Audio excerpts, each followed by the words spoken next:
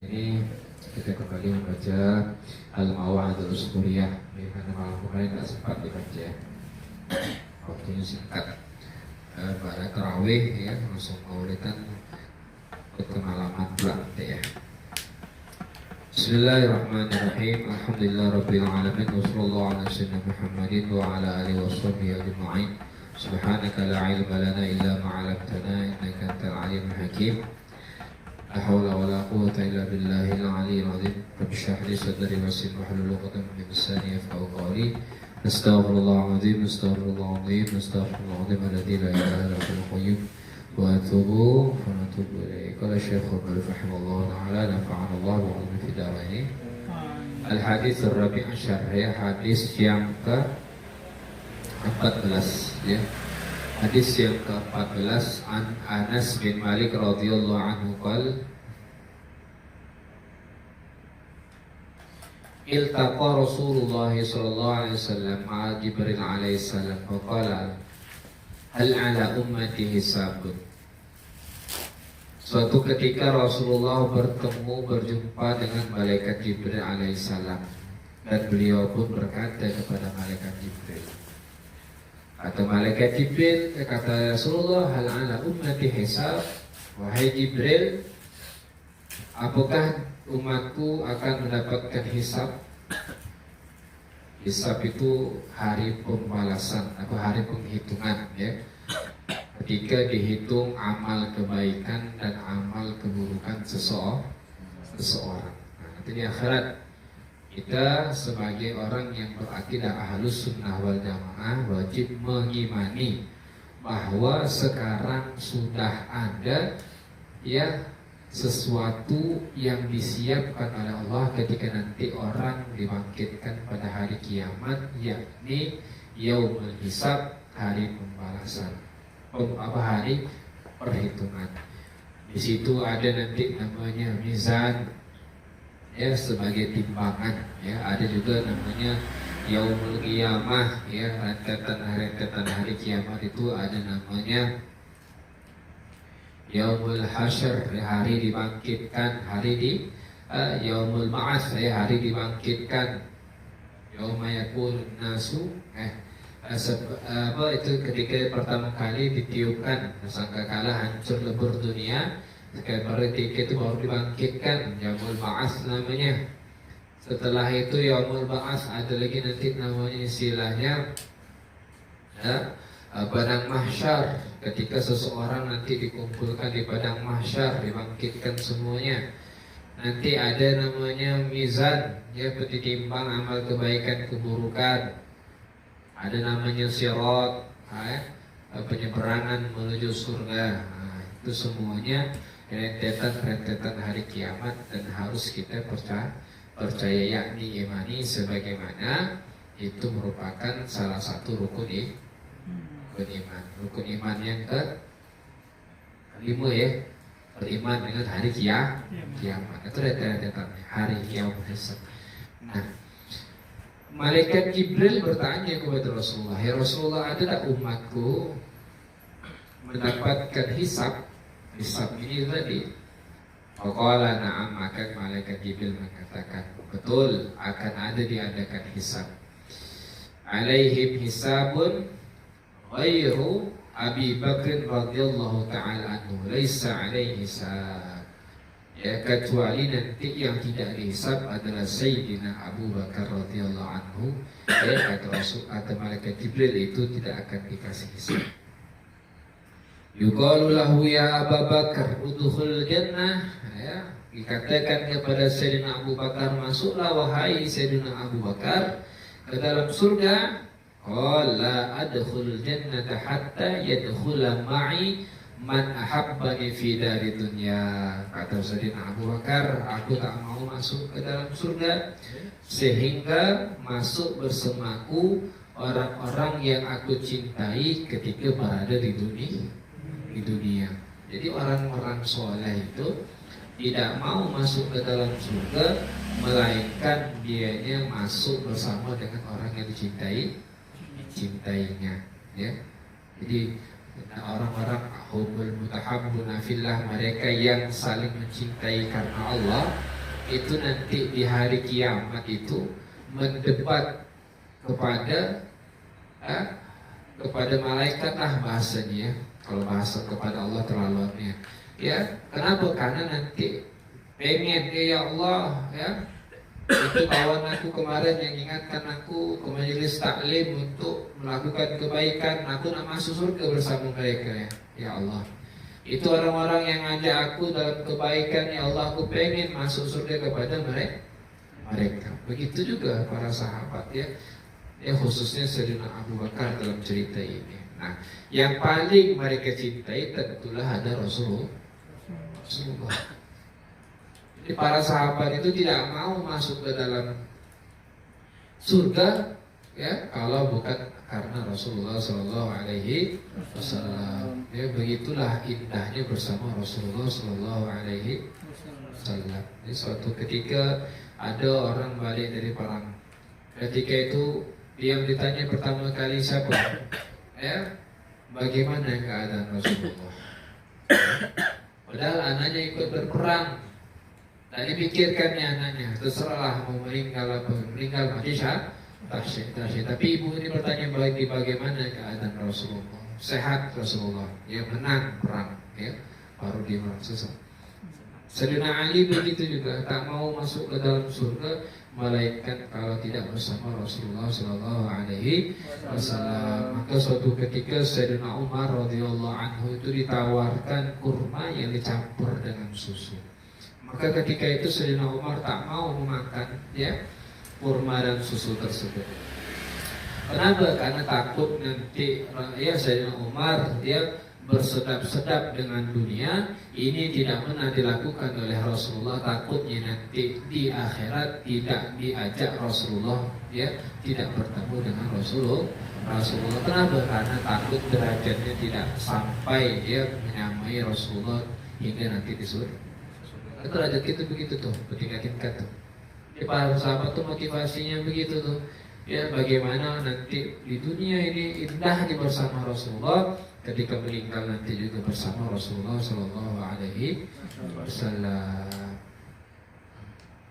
Itu begitu juga ya. Kadang-kadang di dunia aja kita pengen istilahnya jalan-jalan. Ya, jalan-jalannya tapi kalau kita cuma sendirian tanpa orang yang kita sayang, itu rasanya hambar, kurang enak.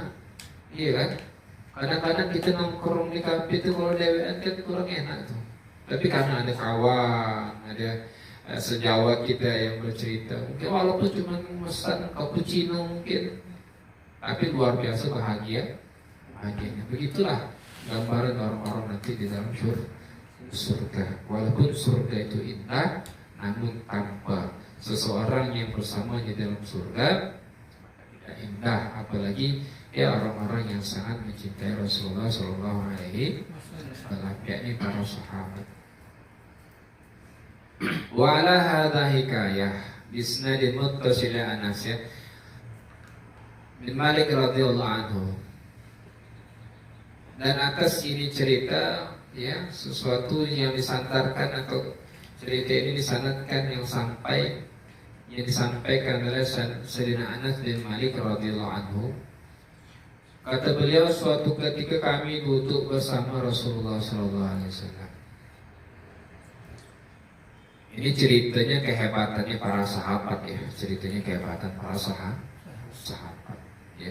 Para sahabat itu jangan kira tidak sama dengan tidak sama dengan wali-wali yang ada. Nah, kita kan kalau cerita dengar wali itu ada yang dia gitu ke Mekah itu orang ketemu dia di Mekah, ya kan?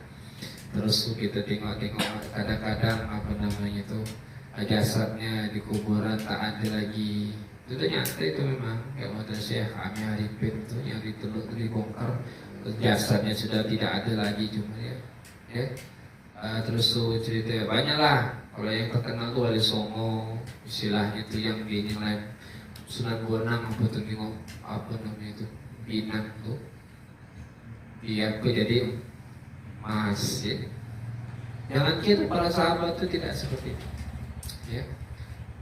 Maka ada istilah mengatakan al-istiqomatu khairun min alfi karomah.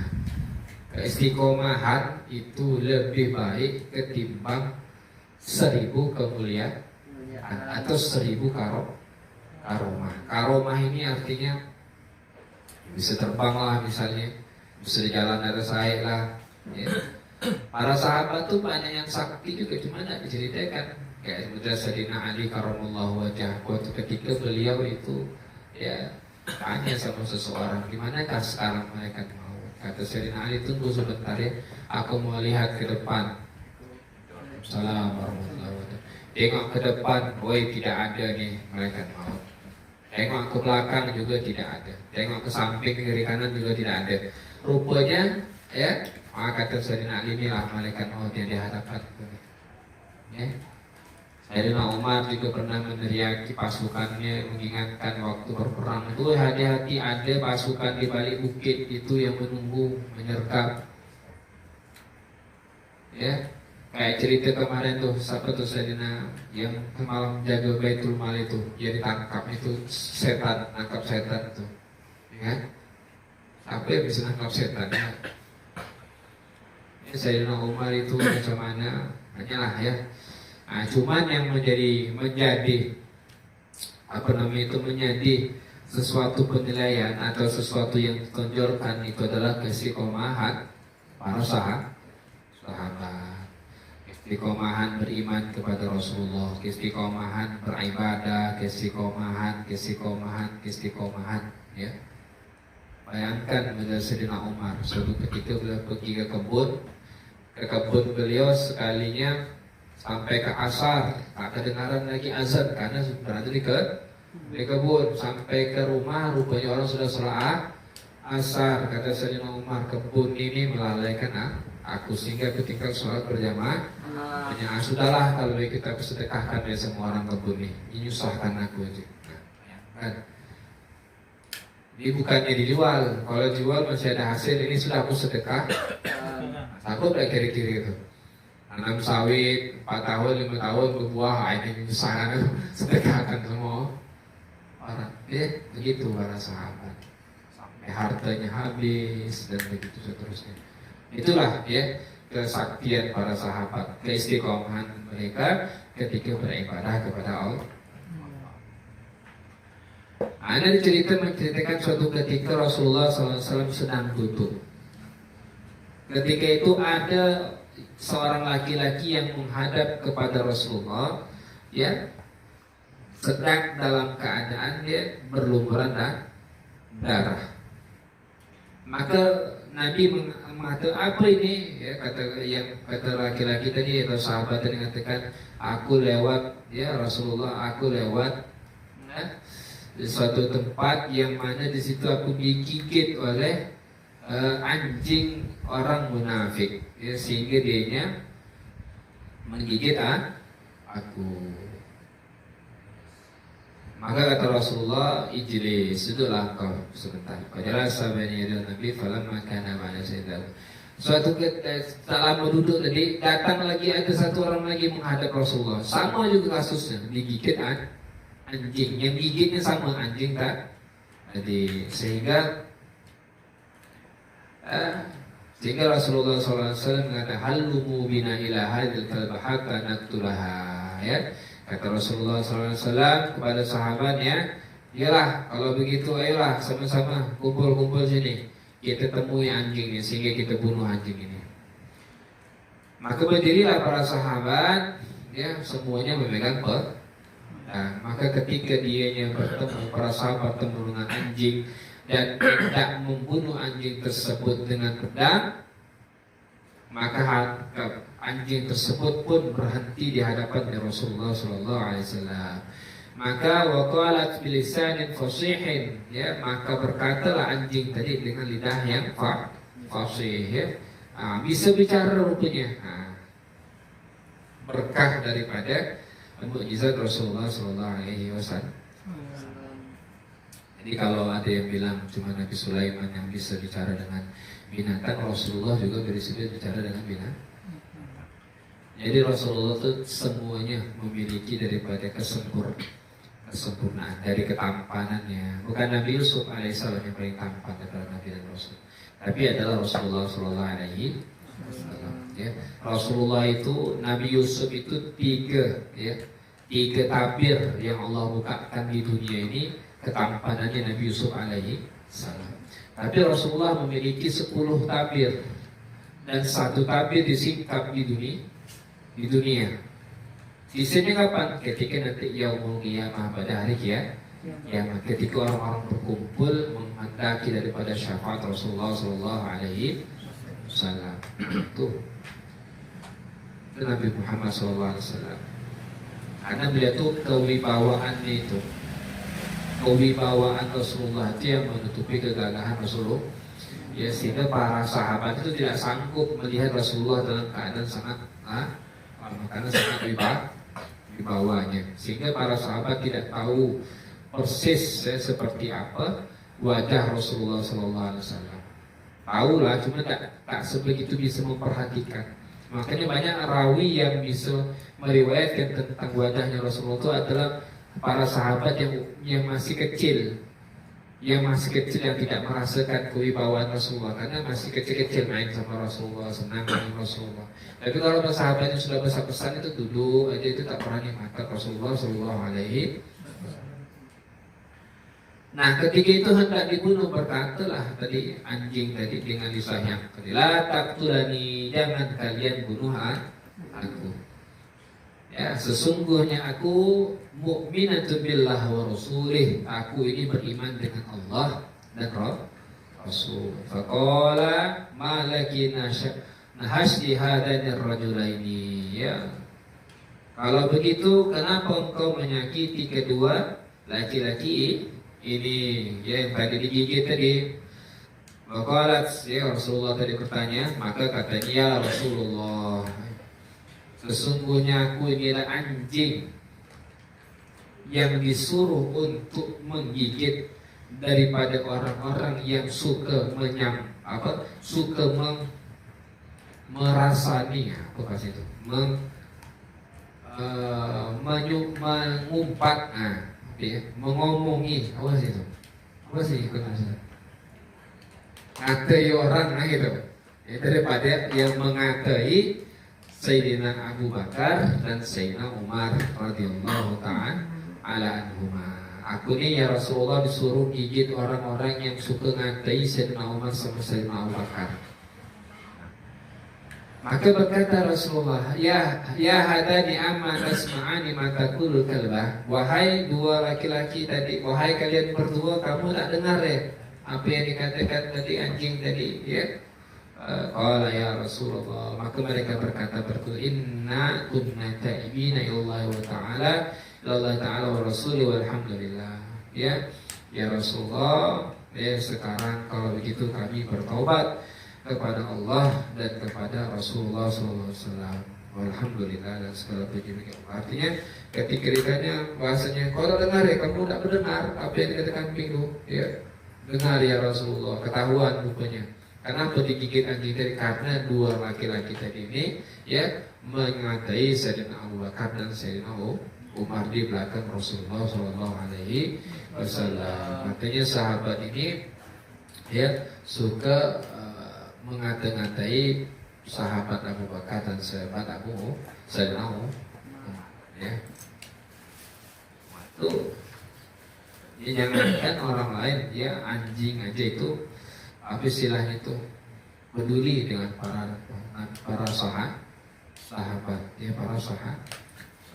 Begitulah ya Allah nampakkan kemuliaan para sahabat Nabi Muhammad SAW. Jadi kata Rasulullah, sebaik-baik zaman, sebaik-baik generasi adalah generasi, ya, generasi yang bersamaku, yakni para sahabat. Baru ke bawah, ya. Jadi orang-orang yang paling top itu adalah generasi pertama biasanya, ya, paling top tuh. Ya, dan itu sebagai contoh bagi yang lain. Semoga dapat kita contoh daripada para nabi dan para rasul, daripada keistiqomahan beliau ya beriman kepada Allah dan Rasul. Al-hadits al-khamis asyar Allahu a'lam. Shawab.